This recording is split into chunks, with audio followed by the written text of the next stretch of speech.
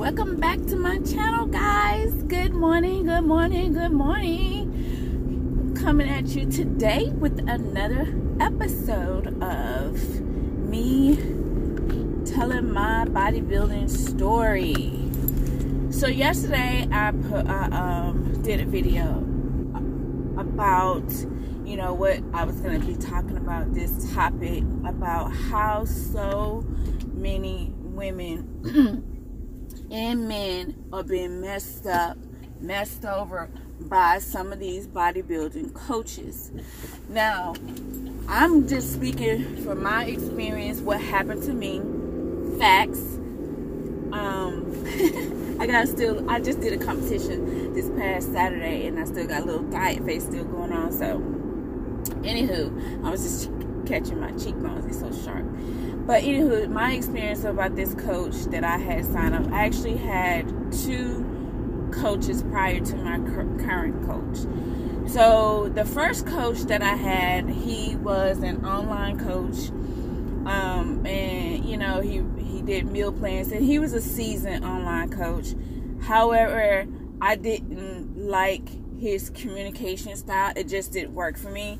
I'm not saying that he was a bad coach, but he was definitely not good for me because I needed a little bit more hands-on. I needed a little bit more communication, and that he just didn't really do that, or he just didn't really offer that. But when I interviewed him and talked to him about his various plans, I got the impression that he did, so that's why I signed up with him.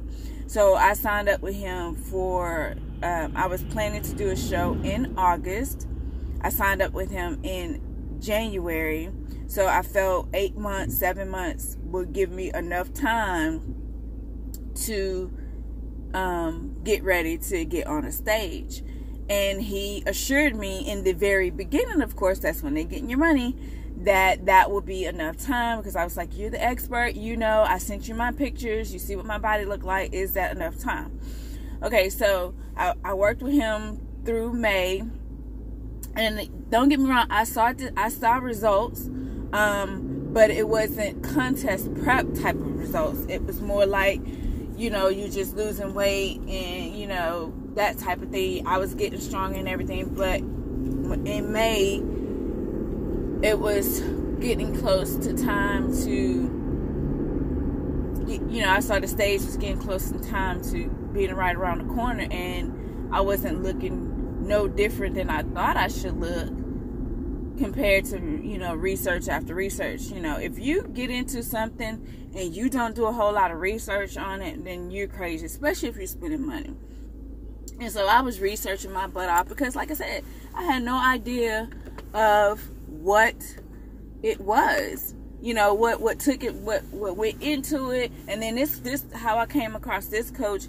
He was referred to me by someone that my husband knew that had used him for her contest prep. I don't know how long she went through her prep to get on stage, but when you ask a professional, hey, you've worked with clients over the years, and you got years, you bragging about all this experience you got, you know what you're doing. So when you ask them, hey, look at me, how much time do I need? And they say, hey, when you want to get on stage, and you tell them, they say, yeah, that's enough time. So you figure they are the professionals, that your body's going to change accordingly. Anywho, so that didn't work out because I felt his communication was off, and he was just collecting his checks. Then during that same time, I was so distraught. I was frustrated because I had spent all this money and I'm still not ready. And then so I seeked out posing. At the same time I was seeking out posing, I ran into this girl who I also call myself doing research on her, but she's very good at putting stuff out there that makes you believe she is who she says she is, and she is not. So I went to her on posing, and I was like, hey, I'm in a bind because I got this show coming up in 8 weeks, and my coach is flaking on me because the communication is just not there, and I'm stressed, and stress probably has something to do with my body not changing as well. But that's what your coach is there for, to keep you stress-free, especially from that type of stuff. You shouldn't be worried about that type of stuff. Your everyday life, you know, that's you know, you're gonna have that no matter what you're doing in life. Life is just gonna be there. But when you're stressing about, you know, your workouts and your meal plans, and you just got questions that's not getting answered, I mean, just all sorts of things, they're supposed to reassure you. You paying them for that. Like, you hiring them to do that. Like, they're your employer. I mean, your employee, you're their employer. Technically, you are hiring them for a service, paying them for a service. So if you think just because you hire a coach and you paying them, they call the shots, no, you call the shots. If I need to talk to you and within reason, and I say, hey, I need to talk to you right now, can I? And if they close by and then you can meet them, they should be able to meet you, because although you are paying them for that, you are paying them for that. So don't get it twisted. They, you know, it's not in reverse. You know, you are paying them. Another thing is, I asked her, I said, you know, do you know any coaches in the area, or coaches that I'm in need for a coach? Do you prep or whatever? I didn't know. So I'm just asking around because I know I was looking for someone. She's like, yeah, I can do it. So I'm thinking she's on the organization website. They done vetted this lady. And, you know, I'm thinking everything is in order because she's on the organization's website. No, you got to take it a step further. No, don't even go by just because she's on the organization's website. They don't vet these people. They might go to a seminar or some kind of class to become like a posing, like go through a posing clinic, or they might get some kind of certificate to be like a judge. You know, they go through the criteria of what you're supposed to look for, but that's BS too, because everybody has their own idea of what they're gonna pick to be, you know, in their own mind, what looks good to them. Because, you know, you gotta think about it, they're all human, and human beings judging other human beings. So that's some you know, some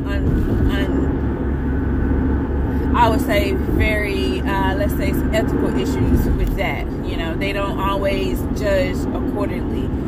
And so anyway, we get into it, and she, you know, we go through, I hire her, I'm paying her, and everything in my spirit was telling me, because I stayed frustrated. She was always late, and, you know, it was just all, every day, every session, every time I was supposed to meet her, it was always something. She was always taking jobs when she knew we had sessions already scheduled, already paid for, like stuff like that. My instincts was telling me to get out, but at the same time, I still wasn't like fully educated on how things work. And I'm, you know, I wasn't heavily in the community talking to other competitors or other people, other coaches or anything, just asking questions like, hey, is how this is supposed to go? You know, this and that and the other. So you don't know. So, I mean, it was several times that she just like, okay, I'm just not gonna even show up. I'm like, really? Like, it's 5 o'clock in the morning. I'm supposed to meet you at 5 o'clock in the morning. You ain't even up. And then you post on social media like you killing yourself and all this other stuff, but this is your character. What you killing yourself about? Oh, I know. You thought I was gonna go on social media and say something about it. So that's why you post about it. So come down to the show day. She is so, when she shows up for the show, it's not about you. It's about who else she can try to get money out of. If she can work the show to get money, and then like, oh, okay, you know, say a couple of words to you and that's it. But you are paying them to be at the show. Like, whatever you say when you initially engage and say, hey, this is what I need, I want these many weeks, and are you going to be at the show backstage with me? And they say yes, or they say yes, but you have to get my ticket to go back there. I mean, they give you the stipulation, and if you say yes in the beginning, okay, yeah, I can do that, then that's how it should go. But in this case, no. I'm just saying, this lady, forget that, you know, I'm not saying she's a bad person. This lady was just bad. She tried to destroy, let me just say that, tried to destroy, because people, doctors, was like, how in the world are you walking around in this condition? And I'm clueless to what she's done to me. Like, clueless. I knew something was off, yes, but not to that degree. Not to that degree. She had ate up so much of my muscle with HIIT training, underfeeding me, and cardio into death, because I am naturally, I'm 5'1", and I have naturally thicker thighs and hamstrings. Just that whole region is thicker than anybody else, because I think it came from all those years of me. We're out of focus. There we go. All those years of me running track. So I'm gonna try not to make this video too long, because I already see that I'm kind of like running over a little bit than where I want to go. But anyway, so I will continue this story on my next video, but I want to leave you all guys off that she like really ripped up my legs, my hamstrings, everything just got ate up from just bad.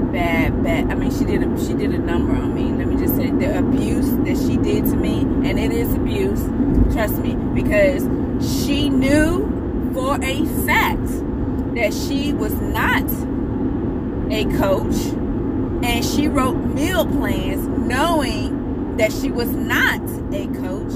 I told her I was a vegetarian, and she's still trying to write meal plans when she knew she was not a coach. She knew this. Like, I didn't know. She knew. So she consciously abused me. That's abuse. When someone mistakenly, you made a mistake. I'm sorry, you made a mistake. You didn't know, you wasn't aware, whatever. But she knew. She knew, just like I know I'm an African-American woman and try to be a white woman. Okay? She knew. I'm going to leave you on that note. Tune in for part 2. Thank you guys for watching. Bye.